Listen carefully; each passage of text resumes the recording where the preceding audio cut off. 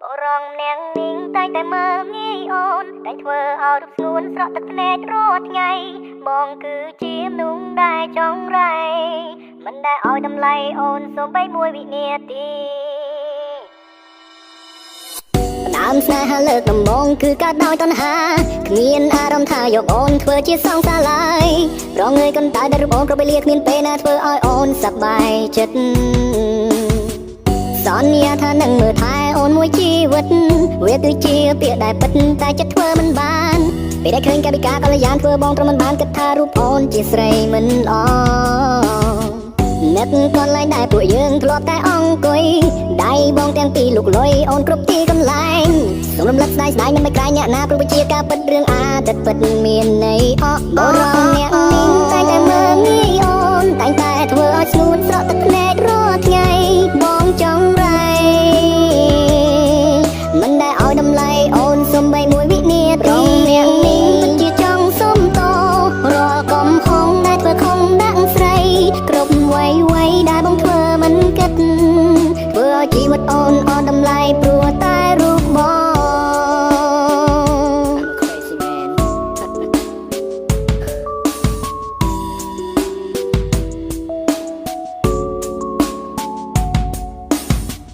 ដល់ពេលដែលបាត់បងអូនទើបបងចេញគិត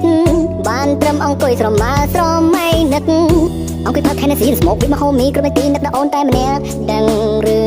ទេអង្គុយបនព្រះជាម្ចាំងឲ្យអូនត្រឡប់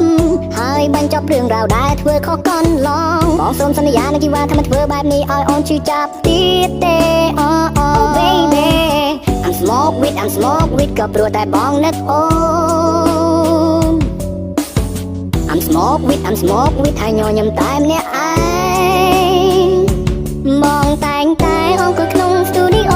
ទឹកភ្នែកបងហូរព្រោះតែនឹកដល់ថ្លៃរៀងរាល់ថ្ងៃ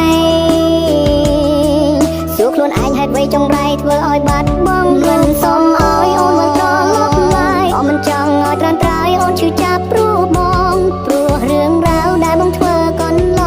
ងមិនសុំឲ្យអូនលើកលែងទោសឲ្យរូបបងឡើយ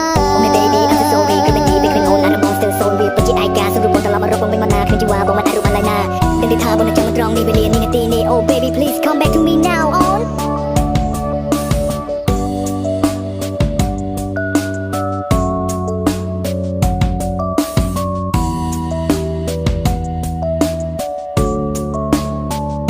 បរងអ្នក